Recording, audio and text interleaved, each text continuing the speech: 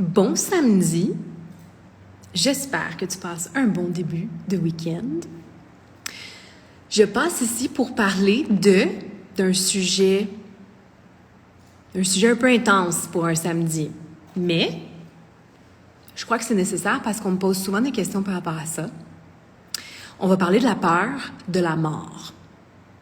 Donc, si c'est un sujet sensible pour toi, peut-être passer à autre chose, parce que ça se peut que ça soit un peu difficile pour toi, si tu as cette difficulté particulièrement avec la peur de la mort, avec la mort en général, parce que c'est un sujet qu'on va parler aujourd'hui. Allô? Donc, si c'est difficile pour toi, ce sujet-là, peut-être passer à d'autres choses de plus joyeux pour ton bien-être. Maintenant, on me pose souvent la question, qu'est-ce qu'on fait avec la peur de la mort? Pourquoi est-ce qu'on a peur de la mort? Qu'est-ce que je fais avec ça? J'ai peur, mais en même temps, je suis attirée. Ouais, c'est vraiment très intéressant. J'ai beaucoup cette énergie-là. J'ai toujours dit que j'ai une relation vraiment très intéressante avec cet aspect de la mort. Par contre, avant de vraiment pouvoir comprendre cette relation que j'avais et cette vision que j'avais et comment naviguer ça, j'ai dû, premièrement, sortir de ma réponse de survie. Et là, je vais te dire une chose, si tu es ici et tu écoutes ça et que tu as peur de la mort, que tu es une personne qui a très peur de la mort, la première chose que je vais te dire, c'est d'aller réguler ton système nerveux en premier, de faire un travail de régulation pendant plusieurs mois probablement, avant de commencer à décortiquer tout ça. Pourquoi? Parce que quand on est dérégulé de manière chronique, quand on opère en réponse de stress, on est en réponse de survie. Et donc, on est dans cet état où tout est un danger pour nous. Et notre vision de tout, incluant celle de la mort, nos peurs, tout ça, c'est accentué. Alors, si ton système nerveux n'est pas régulé, ce n'est pas une conversation pour toi en ce moment. Ça va l'être éventuellement quand tu vas avoir repris le contrôle de ta physiologie et que tu vas être sorti de ta réponse de stress, allô Mika, de ta réponse de survie. Ça va devenir un sujet que tu vas pouvoir aborder et évaluer. Mais aujourd'hui, si tu es chroniquement dérégulé et tu opères en réponse de stress, en réponse de survie, ce n'est pas une conversation pour toi. Et donc, la meilleure chose que tu peux faire, c'est de te déconnecter. Et là, peut-être que tu peux te dire, oui, mais moi, j'ai beaucoup peur de la mort tout le temps, ça m'empêche d'avancer. Si tu es en réponse de survie, c'est normal. Ça va être un problème. Parce que tu es en réponse de survie. Maintenant, passons à la peur de la mort. La première chose, si tu as cette peur-là, et je te parle de ça parce que pour moi, ça a été une peur immense, pendant très longtemps. Et ça, aujourd'hui, c'est moi la fille qui saute d'un avion en parachute, puis qui adore ça. Donc, je suis passée d'un côté où j'avais tellement peur de mourir que j'arrivais pas à prendre un avion commercial sans faire une grosse attaque de panique. J'ai eu des moments dans ma vie où je n'arrivais pas à passer des ponts en voiture parce que j'avais peur de mourir sur le pont, à aujourd'hui. Donc, je sais c'est quoi avoir cette peur-là de la mort très intense, au point où est-ce que je m'empêchais de faire des choses dans ma vie. Juste pour te donner une idée. La première chose que je veux que tu considères, si tu as cette fameuse peur de la mort, c'est quoi ton attente envers tes sentiments face à la mort? Est-ce que tu t'attends à ce que tu penses à la mort puis que tu sois « Ah, mon Dieu, quel cadeau divin! J'attends ce moment avec grande impatience et calme. » Est-ce que c'est à ça que tu t'attends? Est-ce que tu t'attends à ce que l'idée de la mort ne te fasse absolument rien dans ton corps et dans ton esprit? Parce que si tu t'attends à ça, ça ne sera probablement jamais le cas. Est-ce que tu sais pourquoi? Parce que la mort, c'est littéralement l'arrêt de la vie. Et notre corps, notre système nerveux, notre être au grand complet est câblé pour la survie, est câblé pour la vie.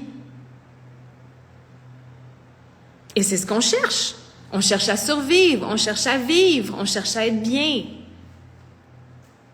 Et donc, est-ce que c'est normal que l'idée de ne plus vivre, l'idée de ne plus être ici, l'idée de l'arrêt de la vie vienne déclencher un sentiment comme c'est normal. Ton corps et ton système nerveux, à tout moment, est là pour te garder en vie. Et là, on vient de te donner une idée de quelque chose qui est le contraire total de la vie. Fait que si toi, ton attente envers la mort et qu'est-ce que ça représente, c'est d'être complètement zen et joyeuse et que ça ne te fasse rien, peut-être que ton attente, elle n'est pas réaliste. Parce qu'on va se dire les vraies choses, il n'y a pas personne qui veut mourir et c'est pas un sujet plaisant. Et c'est le contraire de la survie. Fait que c'est normal que ça nous rende mal. C'est normal que l'idée et de se concentrer sur ça ne nous fasse pas de bien. Est-ce qu'on peut normaliser ça, peut-être? Parce que moi, ce que je vois beaucoup, c'est des gens qui sont illuminés spirituellement, qui nous disent qu'on doit faire la paix avec ça et qu'on doit rien sentir par rapport à l'idée de la mort. Et ça, je trouve que c'est une grosse illusion. Parce que ça va à l'encontre de notre être au grand complet. Et c'est normal qu'on se sente mal à l'aise face à ça. Et donc, peut-être qu'il y a des monks zen sur des montagnes qui, pour eux, se disent « Ah, mais ça fait partie de la vie et j'attends ça avec grande impatience. » Parfait pour toi. Il y a d'autres personnes ici là, qui sont en train de vivre puis sont bien dans leur vie puis qui n'attendent pas avec grande impatience que ça s'arrête. Et que l'idée que ça s'arrête, ça les rend un peu mal. Et ça, c'est normal. Fait que ce qu'on veut toujours faire quand on a des peurs, quand on a des inquiétudes, peu importe ce que c'est de voir, mais c'est quoi mon attente face à ça? C'est quoi mon attente? Est-ce que je m'attends à ce que ça fasse rien dans mon corps? Est-ce que je m'attends à ce que j'aie aucune réaction? Et est-ce que c'est réaliste? Parce que d'un point de vue biologique, là, ça ne l'est pas. Ça, c'est la première chose. Maintenant, il y a une différence entre, quand j'y pense, ça me dérange un peu, mais je continue à vivre. Je ne laisse pas parce qu'il y a une différence entre une peur et quelque chose qui vient nous déranger un peu. Une grosse différence entre ça, entre les deux, là. Le problème, c'est quand ça nous empêche de passer à l'action. C'est quand ça nous empêche de vivre. C'est quand ça nous empêche de faire les choses qu'on voudrait faire. Là, c'est un problème. L'inconfort, la vision de cette fameuse mort, de se dire, ben moi, j'attends pas avec grande impatience ce moment-là. Je veux continuer à vivre ici mon existence humaine et je suis bien là, hein? Je cherche pas ça, là. Il y a une différence entre les deux. Il y a une différence entre je suis complètement bloquée dans la vie parce que j'arrive pas à prendre le pont, j'arrive pas à rien faire parce que j'ai tellement peur. Et ça, c'est très typique d'une personne qui a peur en réponse de survie. C'est là où est-ce qu'on va trouver ça. Fait que c'est quoi ton attente? Ça, c'est la première chose. Et c'est à toi de voir, est-ce que c'est en train de me bloquer dans ma vie?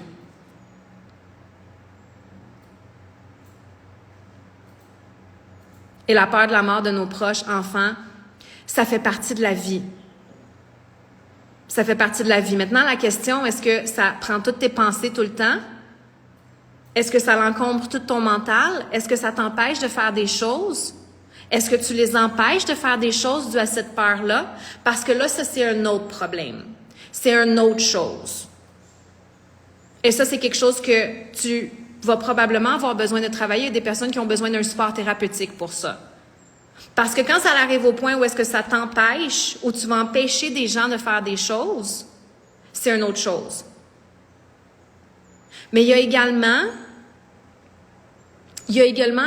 l'aspect mental à aller voir. Tu as un travail mental à faire. Surtout pour les gens qui ont passé des années et des années en réponse de survie, comme moi je l'ai été. C'est ancré dans notre tête et dans notre corps. Notre corps et notre tête ont été reprogrammés pour avoir peur de tout parce qu'on a peur en réponse de survie. Et là, on a un travail à faire. Quand la pensée vient dans la tête, « Ah, mais s'il arrive telle affaire, c'est à nous de faire comme « Wow, je vais pas penser à ça. Ça me donne rien de penser à ça. Ça me fait pas sentir bien de penser à ça. » Et ça, ce travail-là, le travail mental, on doit le faire à un moment. On commence par réguler nos hormones de stress, mais ce qu'il faut savoir, c'est que ça fait 10, 15 ans, 5 ans, même 2 ans que ton corps opère en réponse de survie, ta tête aussi, là. Et à un moment, ton corps va être régulé, mais ta tête, elle est programmée à voir tous les scénarios de malheur. Elle est programmée à avoir peur de tout parce que ça fait des années que ton corps et ta tête opèrent comme ça. Et tu vas avoir besoin de travailler avec ta tête. Tu vas avoir besoin de travailler avec l'esprit. Mais c'est pour ça qu'on a tous les outils pour travailler avec l'esprit de nos jours. Mais on doit recabler notre cheminement de pensée. Et ça, j'ai dû faire ça. Parce qu'à un moment dans ma vie, j'avais peur de tout, là. C'est des pensées envahissantes. Des pensées envahissantes, on doit les regarder, les prendre et les diriger ailleurs. On doit prendre le contrôle. On doit prendre le contrôle et dire, OK, moi, je ne vais pas penser à ça. Parce que, s'il arrivait quelque chose de mauvais, oui, mais s'il arrivait quelque chose de bien, s'il arrivait rien. Il faut commencer à se rediriger vers la sécurité mentale aussi. Parce que si ça fait des années que tu penses dans le négatif, dans ta tête, et dans la survie, et dans la peur, ta tête, elle est câblée pour ça, et elle va toujours penser comme ça jusqu'à temps que tu l'arrêtes. Et que tu la recables pour autre chose. Encore et encore et encore. Ça fait des années que je fais ce travail-là. C'est pas complexe, là. Tu as de la place dans ton corps parce que tu as régulé ton système nerveux. Tu as de la place pour observer tes pensées envahissantes. Tu as de la place pour voir qu'est-ce qui se passe dans ton corps et arrêter l'activation avant que ça devienne trop physiquement et mentalement. Et tu as l'espace pour choisir une autre pensée, pour rediriger ta pensée et pour changer ta façon de penser.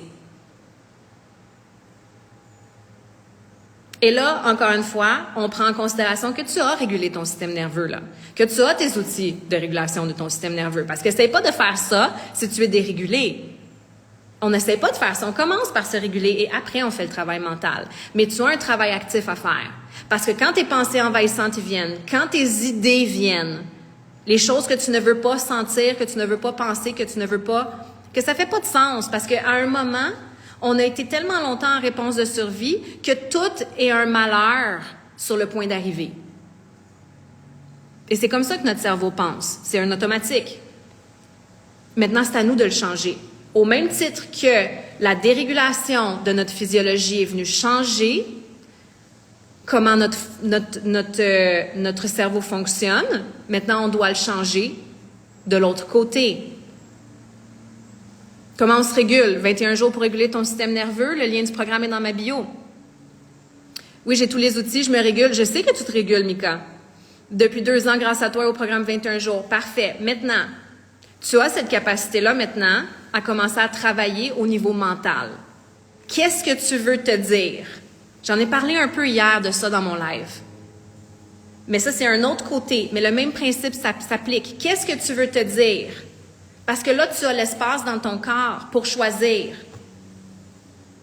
Qu'est-ce que je veux me dire?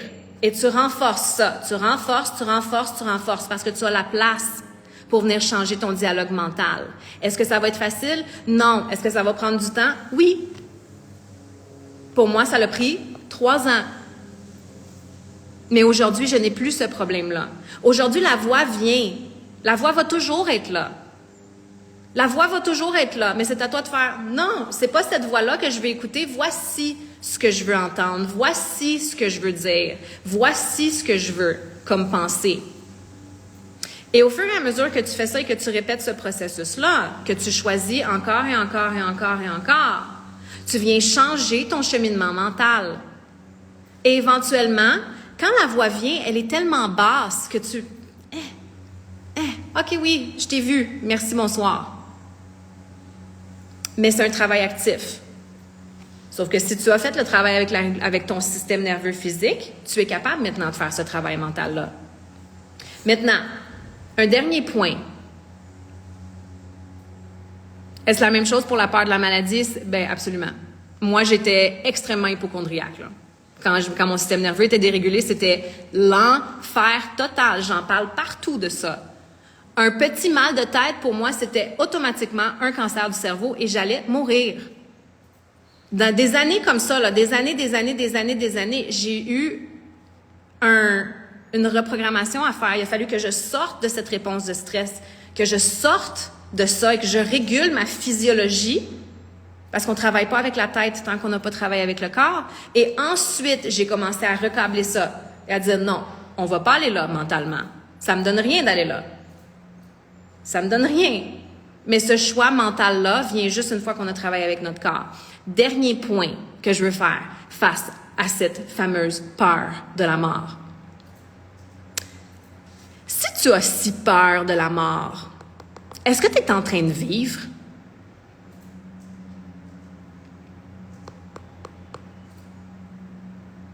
Est-ce que tu es en train de vivre ta vie pleinement? Est-ce que tu es en train de faire les choses que tu veux faire?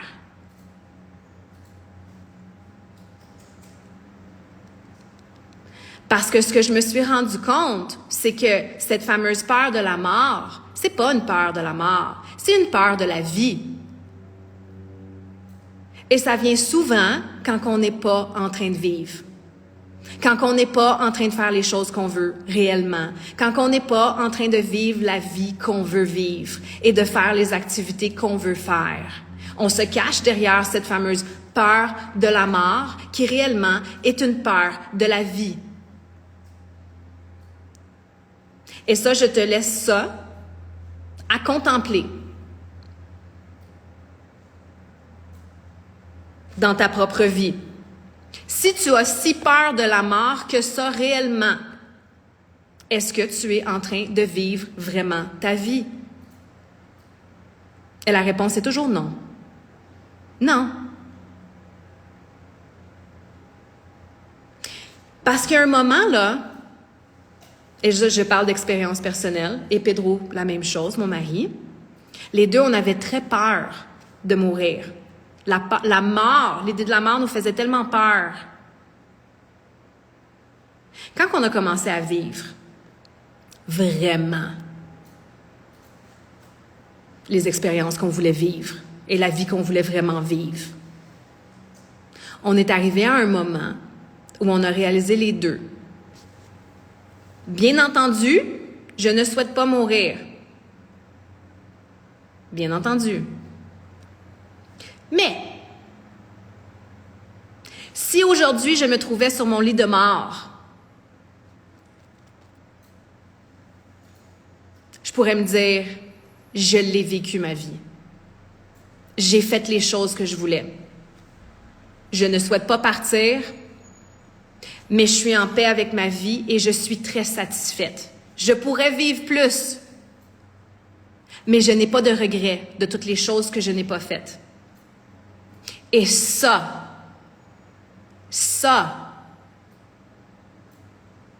l'enlève un poids immense. Parce que ce que tu portes sur tes épaules avec ta peur de la mort, c'est la peur de la vie que tu n'es pas en train de vivre. Et il n'y aura jamais un trauma plus néfaste que de vivre une vie que tu ne voulais pas vivre et de ne pas vivre la vie que tu voulais réellement vivre. Et ça, c'est quelque chose en quoi je crois énormément.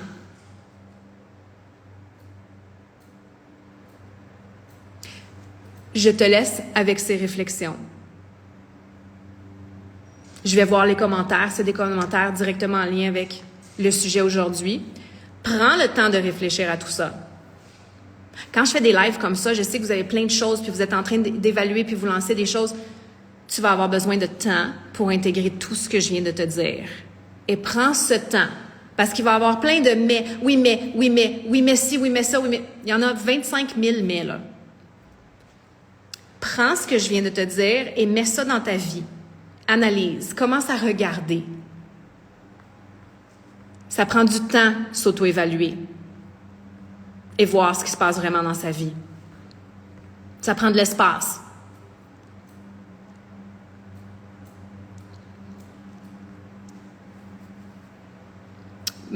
Mieux vaut avoir peur de la mort que de la vie. Encore une fois, quand on a peur de la mort, on a peur de la vie, on n'est pas en train de vivre, on a peur de vivre, littéralement.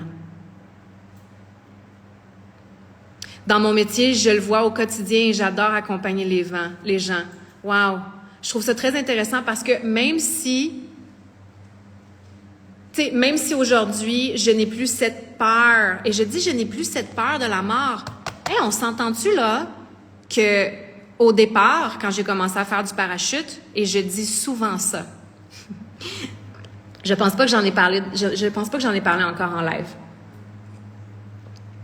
Quand j'ai commencé à faire du parachute,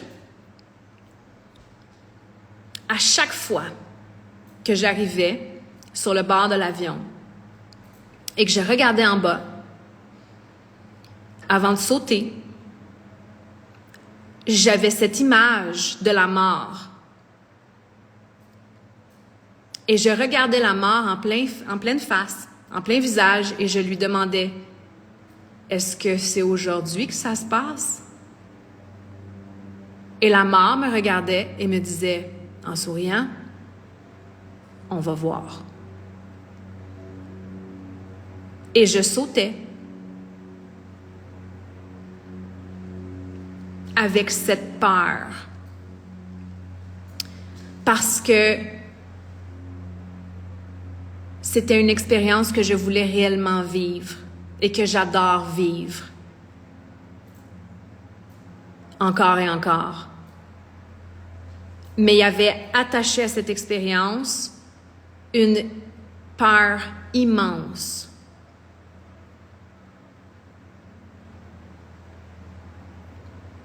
Aujourd'hui, je sais que la mort est ici, elle est présente et elle existe, mais elle ne passe pas son temps à me courir après.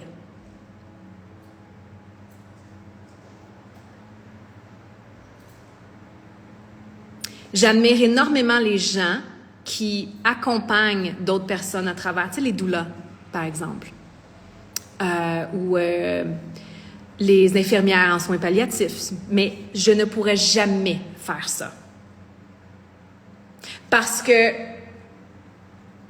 je suis consciente que la mort existe, ça fait partie de la vie. Il y a toujours un inconfort parce que, bien entendu, je suis venue ici pour vivre. Et pour moi, je n'ai aucun désir de me mettre dans cet environnement-là et c'est trop pour moi. Et ça ne veut pas dire que j'ai un problème.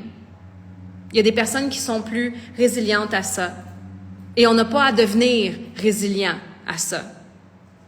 Ce qu'on a à faire, par contre, c'est de s'assurer que notre fameuse peur ne vienne pas mettre des bâtons dans nos roues et nous empêcher de vivre. Ça, c'est important. Mais il y a des gens qui travaillent avec la mort et que pour eux, ils sont très sereins avec le processus et adorent ce travail-là. Et je lève mon chapeau à ces personnes-là. Il y a de tout pour tout le monde dans le monde. Mais ça, c'est pas pour moi. Je vais me lancer en bas d'un avion, là. Mais je vais pas, je vais pas travailler dans ce domaine. Bon. De plus en plus régulé, 1 an et demi de travail somatique, mais l'avion me terrifie toujours autant.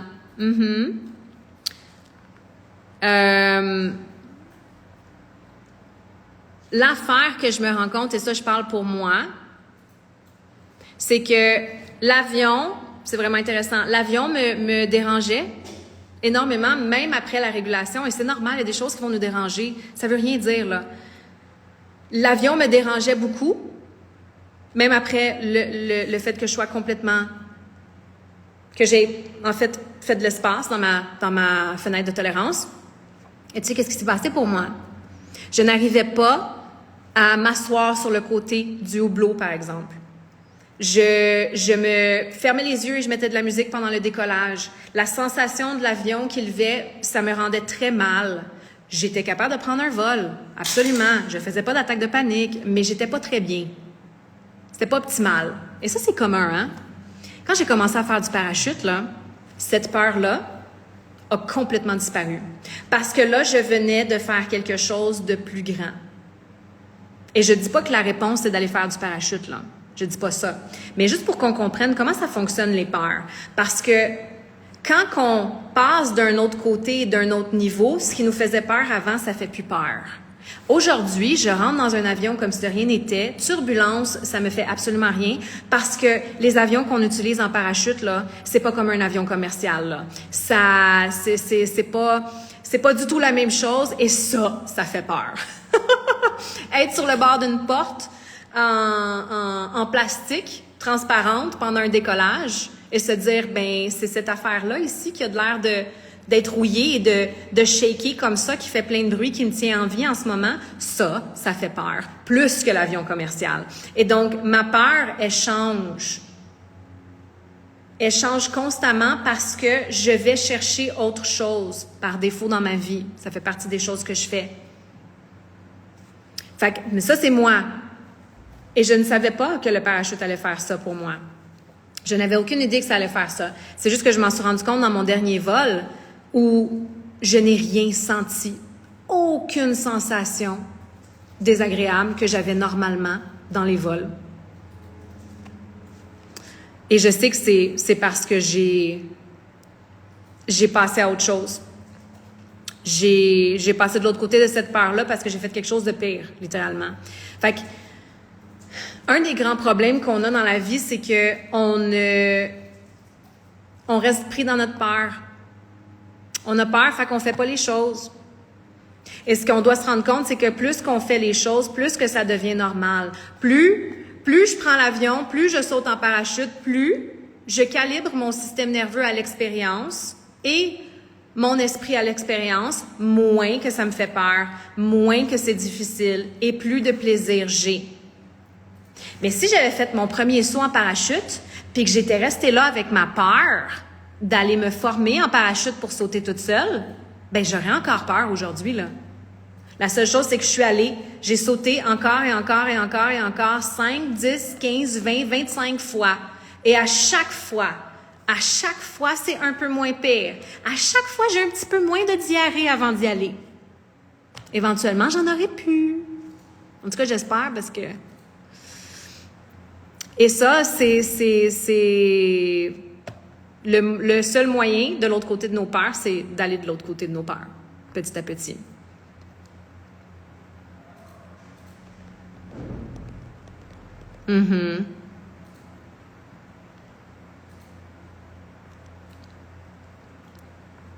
Ça, j'ai répondu. Là, j'essaie de voir. C'est dur des fois de voir les commentaires. Ces temps-ci, j'ai de la difficulté.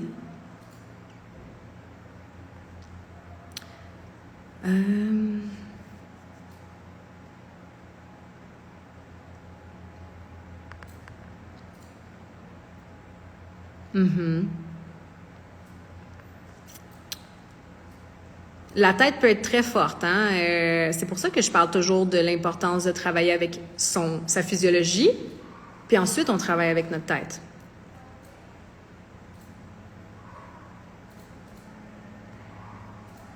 La peur prend énormément d'énergie, donc burn-out, épuisement chronique, absolument. Je sais exactement ce que c'est. Et aujourd'hui, justement, parce que j'ai fait, il faut vous rappeler, là, ça fait des années que je fais ce travail-là avec mon système nerveux et avec mon esprit. Il y a eu un moment où est-ce que j'étais tannée d'avoir peur de tout, mentalement. J'étais tannée de laisser ma tête s'emballer comme ça, que j'ai commencé à changer mon cheminement de pensée parce que j'étais épuisée de ça. Et j'ai tellement de belles choses que je veux faire dans ma vie, je veux utiliser mon énergie pour autre chose.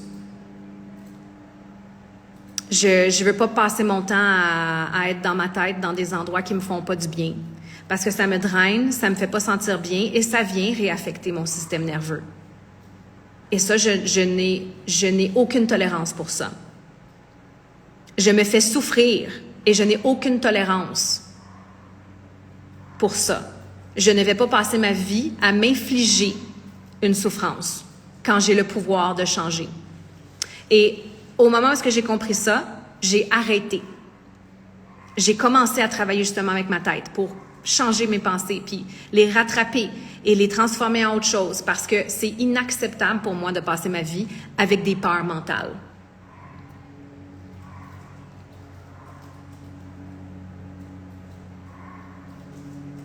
Mais parfois, lorsque le scénario est lancé et qu'on tente d'arrêter, cela génère une crise, vertige notamment, comme si on tirait la corde de deux sens différents. Mais parce qu'à un moment, les pensées, quand c'est parti, à un moment, ça va venir affecter ton corps. Fait que tu dois réguler ton corps et ensuite, tu dois changer l'alignement des pensées. Parce qu'il y a cet aspect-là, et ça, j'en parle en 21 jours. C'est beau réguler son système nerveux, mais à un certain moment, si tu continues à laisser ta tête prendre le dessus tout le temps, ça va venir affecter ton corps. Tu vas déclencher les hormones de stress dans ton corps. Et là, tu dois retravailler avec ton corps. Tu dois venir réguler en premier ton corps. Et ensuite, travailler avec la tête. C'est toujours comme ça. Si moi, je m'assois ici puis je commence à m'imaginer des scénarios désastreux, de mort, à n'en plus finir, éventuellement, mon corps va rentrer en réponse de stress. C'est normal. C'est normal. Et là, je vais devoir travailler avec mon corps, réguler ma physiologie et arrêter ce cheminement de pensée-là.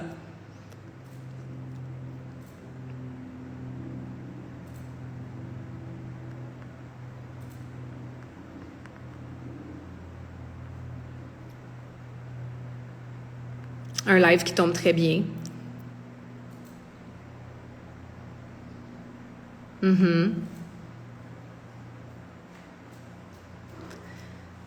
De mon côté, c'est la peur de mourir et de faire autant de peine à mes proches. Et pourtant, moi aussi, je côtoie la mort dans mon quotidien, dans mon métier. C'est pas parce que tu côtoies la mort dans ton quotidien, dans ton métier, que ça va te faire sentir bien, cette idée-là. Ça, c'est une pièce comme ça. Et encore une fois, c'est des scénarios mentaux qu'on vient se monter. C'est des scénarios mentaux qu'on vient se monter. On imagine la souffrance. Pourquoi est-ce que tu fais ça? Imaginer la souffrance de tes proches et te faire souffrir. Dans le moment présent, tu es en vie, en train de vivre. Tu as la possibilité d'être en train de vivre et d'être bien. Et à la place de ça, mentalement, tu t'envoies dans une souffrance. Et donc, il y a des gens qui vont passer leur vie à avoir peur de la mort et à se faire souffrir jusqu'au moment où ils vont être sur leur lit de mort, prêts à mourir. Et ils n'auront jamais vécu la vie qu'ils voulaient vivre parce qu'ils ont passé leur temps à s'imaginer des scénarios dans leur tête qui les font souffrir physiquement, mentalement, émotionnellement. Est-ce que c'est comme ça que tu veux vivre ta vie? Parce que là, tu n'es pas en train de vivre, tu es en train de souffrir. Et c'est ça que je voulais dire, quand pour moi, je disais que c'est inacceptable. Je suis venue ici pour vivre. Je ne vais pas me mettre dans cette situation où mentalement, je me fais souffrir comme ça parce que je ne suis pas en train de vivre. Si j'ai si peur de la mort que ça, je devrais être en train de vivre. Il y a cet aspect-là. C'est pas comme ça que je veux me sentir. Et on a le pouvoir de rediriger nos pensées. La seule chose, c'est que pour des personnes, ça fait des années. Ça fait des années que je pense à ma fameuse peur de mourir et comment ça va faire souffrir mes proches. Et là, ton cerveau il est habitué de penser à ça, puis il pense toujours à ça, puis c'est ça qu'il connaît. Et c'est rendu normal. C'est un cheminement. C'est un schéma. À un moment, c'est à toi d'arrêter ça. C'est à toi d'arrêter de focaliser sur ça. Au même titre que tu t'es créé ce schéma-là, tu peux te créer un autre schéma. À la place de me concentrer sur « je vais mourir et ça va faire de la peine à mes proches », est-ce que je peux me concentrer sur qu'est-ce que je peux faire pour profiter du temps au maximum avec mes proches?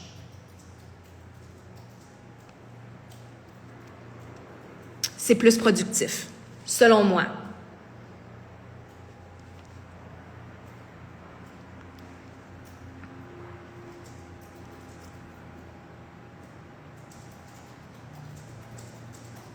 En termes de peur, j'ai toujours connu chaos, conflit. Je travaille en protection de l'enfance, ça doit pas être facile, ma belle.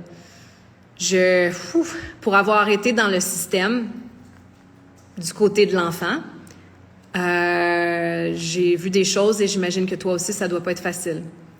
Je me rends compte que ça n'est plus OK, que je ne suis plus OK avec la violence. D'y penser, ça m'active. C'est possible. C'est possible. C'est très demandant, ce type de travail-là. Je sais que c'est pas la même chose, mais moi, j'ai travaillé dans une compagnie d'assurance et je travaillais en assurance voyage et j'étais aux réclamations, j'étais ajusteur aux réclamations. Et je passais mon temps à lire des rapports médicaux, d'accidents, de maladies. Et au début, c'était correct, mais à un certain moment, c'est devenu extrêmement lourd. Extrêmement lourd. Et j'ai dû changer d'endroit parce que pour énormément de raisons, pas juste pour ça, mais je me suis rendu compte à un moment que c'était juste pas sain. Parce que pour pouvoir gérer ces situations-là, pour pouvoir gérer ce type de travail-là, on doit entrer dans un état compensatoire avec notre système nerveux,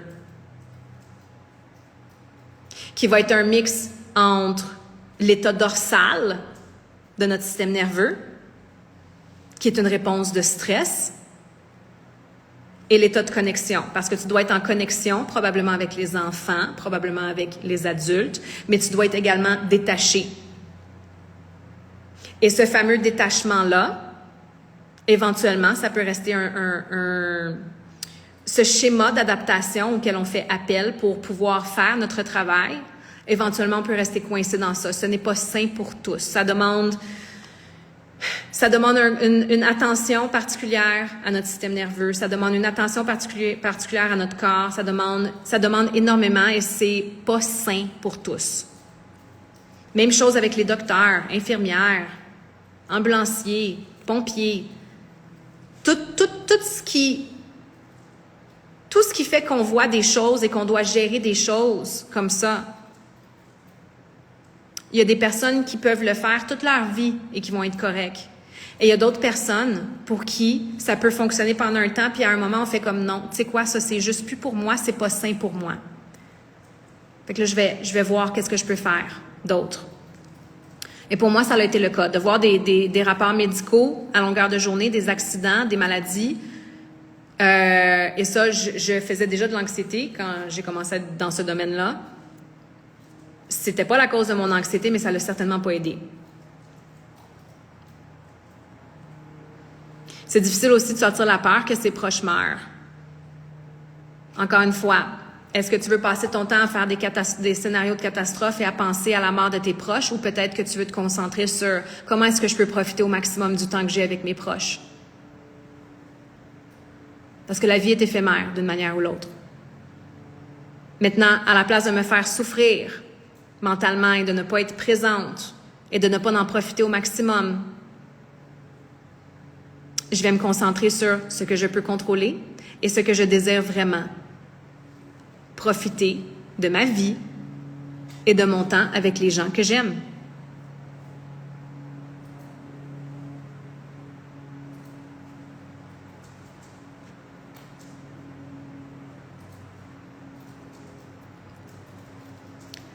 Sortir du schéma de l'activation, c'est plus complexe. C'est le plus complexe que je rencontre en ce moment, constamment dans la dualité. Adeline, je suis pas mal certaine que tu es dans 21 jours. pas mal certaine. Et j'ai un module où je parle de l'importance de notre environnement.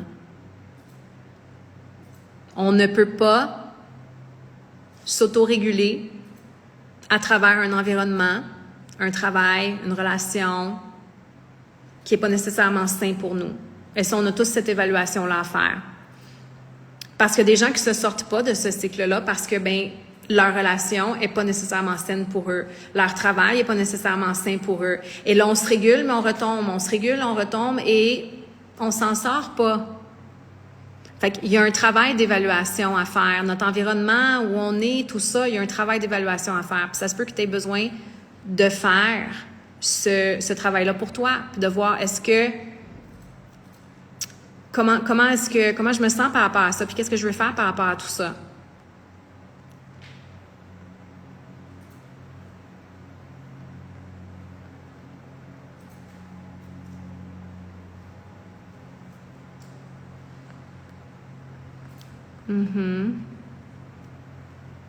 Avancer avec la peur et non attendre qu'elle disparaisse avant. Exactement. C'est toujours ça.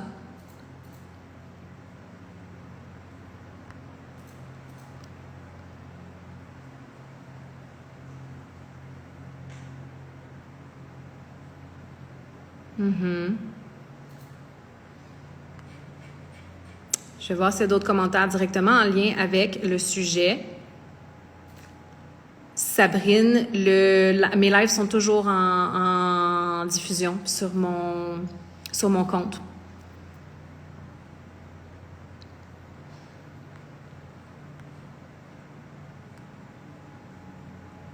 Et quand ce sont nos enfants qui ont peur de mourir? Je trouve ça très intéressant parce que les enfants ne naissent pas avec la peur de la mort. Les enfants n'ont aucun sentiment par rapport à la mort. Et ça, c'est amour. Les enfants qui ont peur de la mort, les enfants, à la base, ils viennent pas avec aucune peur de la mort. C'est quelque chose qui leur est enseigné, là. Ouais, c'est ça. Puis tu l'as vu, toi, avec tes enfants, ça. C'est ça. Pedro qui a 3 enfants, juste parce que moi, j'ai pas d'enfants, hein, fait que, tu sais, les enfants sont pleins de vie et ne voient que la vie. Et n'ont aucune conscience de ce que c'est la mort. Et donc...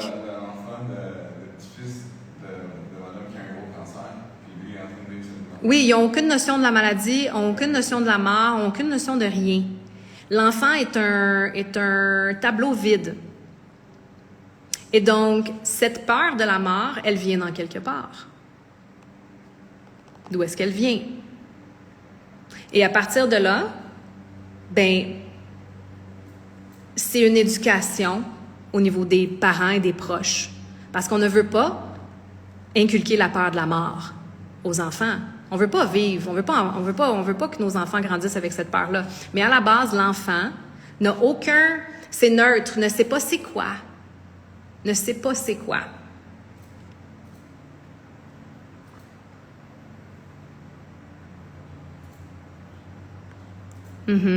Ça doit être encore moins sain quand tu as le plexus solaire et la racine non définie. Le spleen aussi.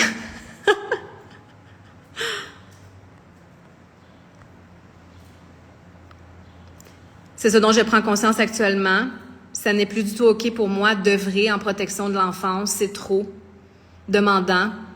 Il est nécessaire de quitter. C'est plus pour moi. Ça se peut que ça soit ça la réflexion. Je suis justement dans la phase où la protection de l'enfance me dérégule et je dois en changer. Je suis dans la phase du quoi faire. Et ça, c'est des observations qu'on doit constamment faire dans notre vie parce qu'on peut faire le travail de régulation, mais si on se retrouve dans une situation à l'extérieur qui nous dérégule, on a le contrôle sur notre environnement.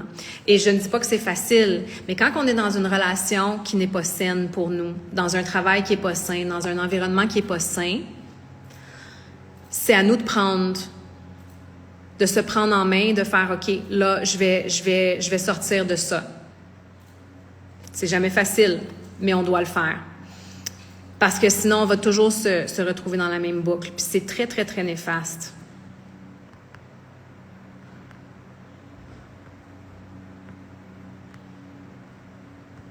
J'ai acheté 21 jours pour réguler ton système nerveux. Je n'ai pas eu le temps de le faire à tous les jours. Mais c'est correct. Fais ce que tu peux faire. Et si tu es capable de prendre juste les conseils de base dans le module Comment approcher le programme, je crois que ça s'appelle, un des premiers modules, prends les conseils de base, juste les conseils de base. Déjà ça, sans faire quoi que ce soit d'autre, va venir avoir un impact massif. Et l'affaire que tu dois comprendre, c'est que tu fais ce que tu peux faire. Tu fais ce que tu peux faire et ça va avoir un effet positif sur ta vie. On fait toujours du mieux qu'on peut. On se met tellement de pression. Quand tu commences à aller à la salle de sport, tu vas pas te dire « je vais y aller 7 jours par semaine ». Non, tu vas commencer parce que tu n'es pas habitué. Tu vas commencer à y aller 3 fois par semaine peut-être. Et éventuellement, ça va faire partie de toi, de tes habitudes. Ça va faire partie de ton horaire. Ça va faire partie de ce que tu aimes et ce que tu veux faire. Mais on doit se donner grâce. C'est vraiment ça. De faire de notre mieux et de savoir que notre mieux, c'est ce qu'il y a de mieux. Fait que moi, je me taperais déjà sur l'épaule du fait que tu as pris le programme et tu l'appliques du mieux que tu peux. C'est déjà magnifique. Oui, je dis oui, c'est ça, dans 21 jours, se réguler, mais tant que on est dans l'environnement qui vient déclencher. J'étais pas mal certaine que j'avais un module par rapport à ça. Effectivement. J'étais infirmière, j'ai fait un burn-out. Voir la souffrance est très difficile et le décès de ma maman a été la goutte d'eau. Depuis épuisement et tous les symptômes du burn-out. C'est très, très dur pour le système nerveux. J'ai énormément d'infirmières dans 21 jours. Énormément d'infirmières. J'ai une très bonne amie qui est infirmière également. C'est un domaine difficile. Et si on ne fait pas attention à notre système nerveux,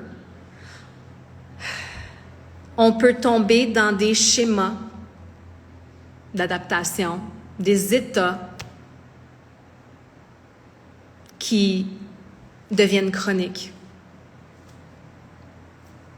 J'ai acheté ton programme, Véronique, car mon corps souffre énormément. J'en ai aucun doute. J'ai des attaques de panique.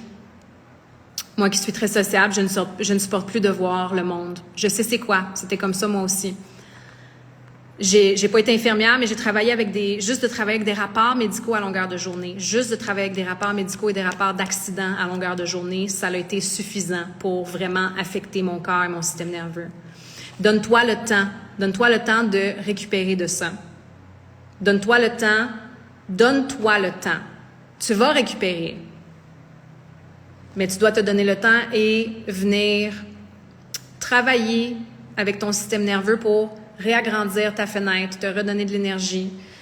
C'est très, très exigeant comme travail. Personne ne nous apprend à prendre soin de nous. C'est vrai, personne ne nous apprend à prendre soin de nous. On doit se l'apprendre. Mais c'est pour ça qu'on est ici.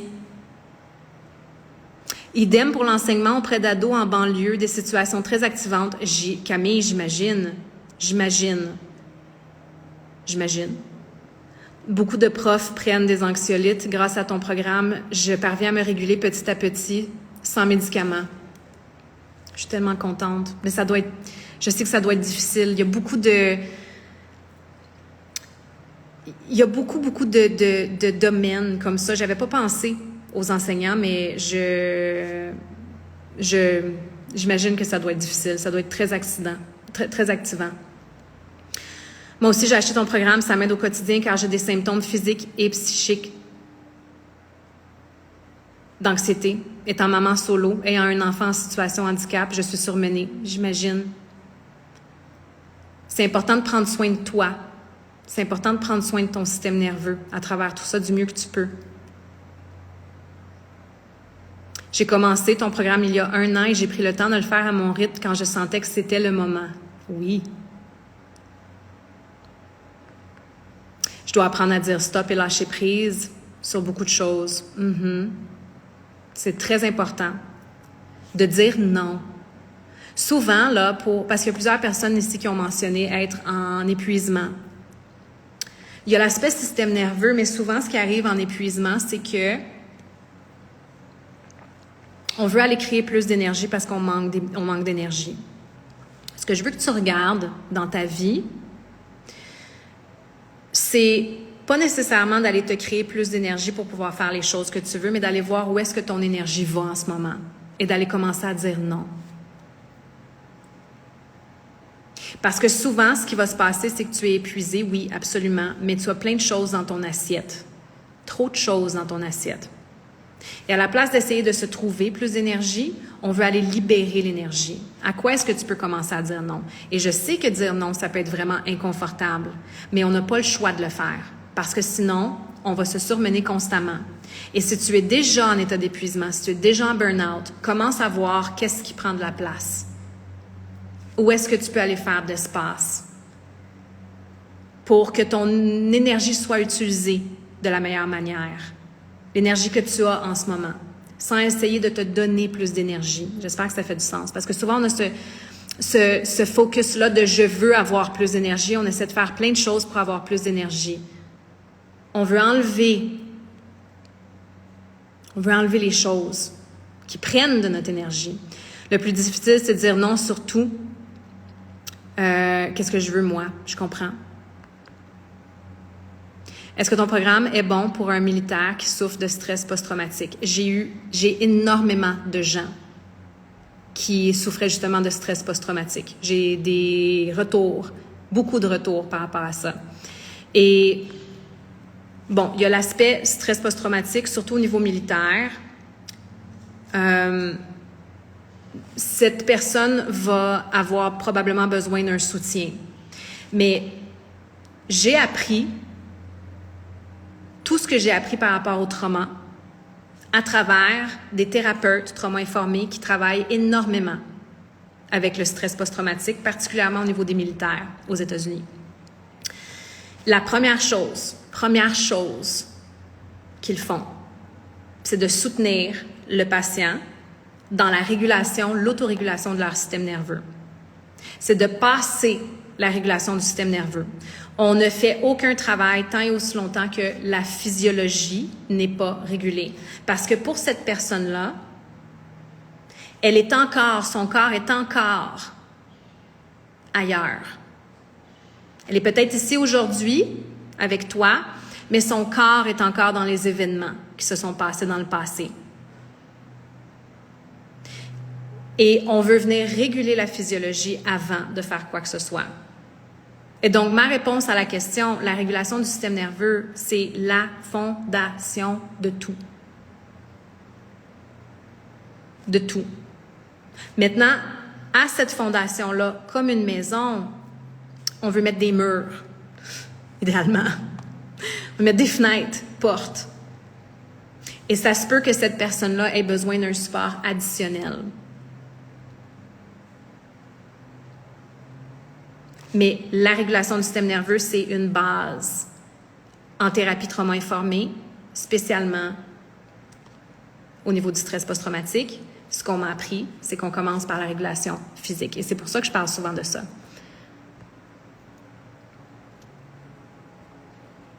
C'est une base. Ton programme m'a permis de découvrir à quel point l'impact physique n'est pas suffisamment pris en compte. Merci pour cette découverte essentielle. L'impact physique, et c'est exactement ça aussi, l'impact physique, quand on parle de stress post-traumatique, c'est le corps de la personne qui est coincé dans un état, qui ne s'est pas régulé. C'est ça qui se passe.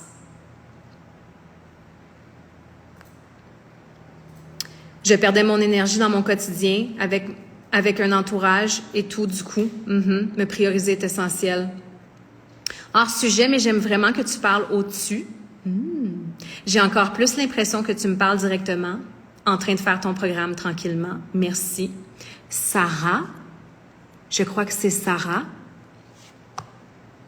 Merci à toi de faire ce travail pour toi. Et c'est toujours mon intention que vous sentiez tous que je vous parle directement. Je te parle, même s'il y a cet écran, je te parle directement. Moi, je n'arrive pas à changer de travail, qui est un environnement stressant pour moi, car j'ai peur de manquer d'argent. C'est ce qu'on appelle une croyance limitante. Bon.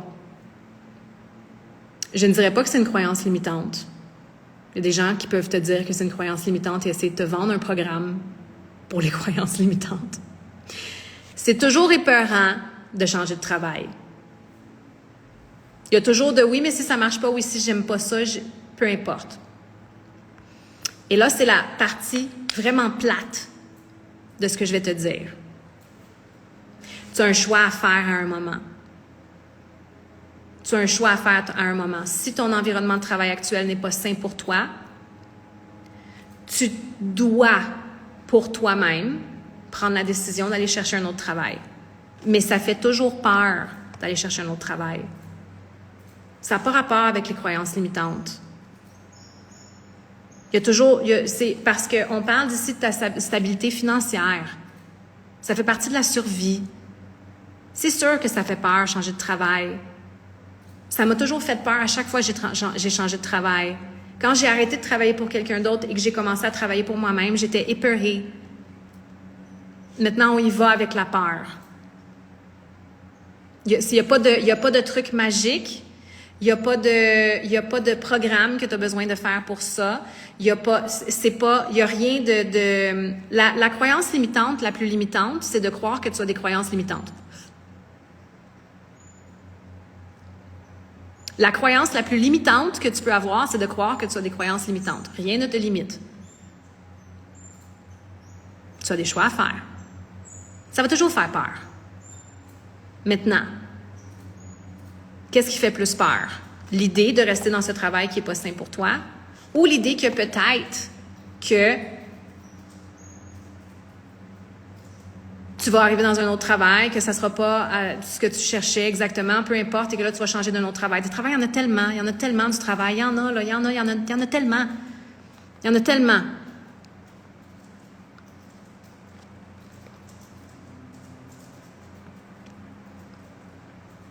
Bon, je sais qu'il y a beaucoup de commentaires. Il me reste 5 ans pour ma retraite, que ça me fait peur. J'imagine que ça doit te faire peur. Ça doit être beaucoup lié au niveau de l'identité. Je ne peux qu'imaginer la crise identitaire de la retraite. Quand on a passé toute notre vie à travailler et que l'on se dit « mais je suis qui si je ne travaille pas? Je suis qui? Je fais quoi? » Ça doit être très, très difficile. Mais je me dis toujours, tout ce qui fait peur a un autre côté. De l'autre côté de ça, il y a le plaisir aussi. Essaie de garder ça en tête. Je sais que j'ai manqué des commentaires, mais je dois décoller. J'ai tellement chaud que mes jambes sont en train de suer sur ma chaise. Et j'ai des trucs à faire. J'ai adressé les questions par rapport au sujet d'aujourd'hui. Si tu as manqué une partie, ça va être en replay sur mon compte. Et sur ce, je vais te souhaiter un bon samedi. Et je vais te voir dans un prochain live.